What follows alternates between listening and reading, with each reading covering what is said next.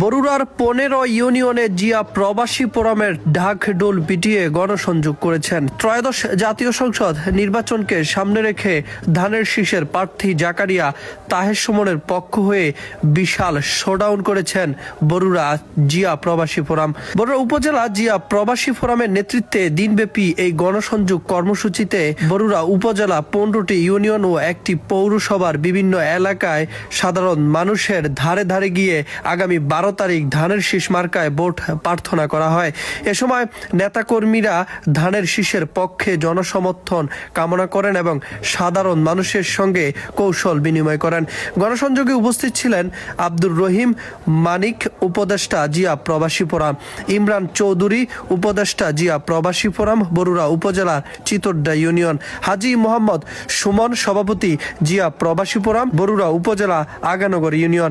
Engineer Mizanur Rahman, সাধারণ সম্পাদক জিয়া প্রবাসী ফোরাম বরুড়া উপজেলা, বাশার আহমেদ, সহসভাপতি জিয়া প্রবাসী ফোরাম বরুড়া উপজেলার জলম ইউনিয়ন, হাজী আমানুল্লাহ আমান, সাংগঠনিক সম্পাদক জিয়া প্রবাসী ফোরাম বরুড়া উপজেলার জলম ইউনিয়ন, ইমরান মিয়া, যুগ্ম সাধারণ সম্পাদক জিয়া প্রবাসী ফোরাম বরুড়া উপজেলা জলম ইউনিয়ন,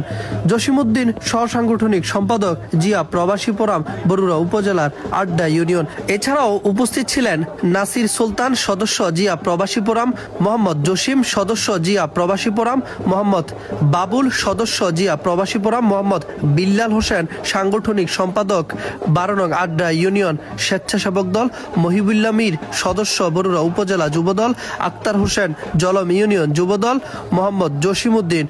সাংগঠনিক সম্পাদক সহ আরো অন্যান্য নেতাকর্মীরা।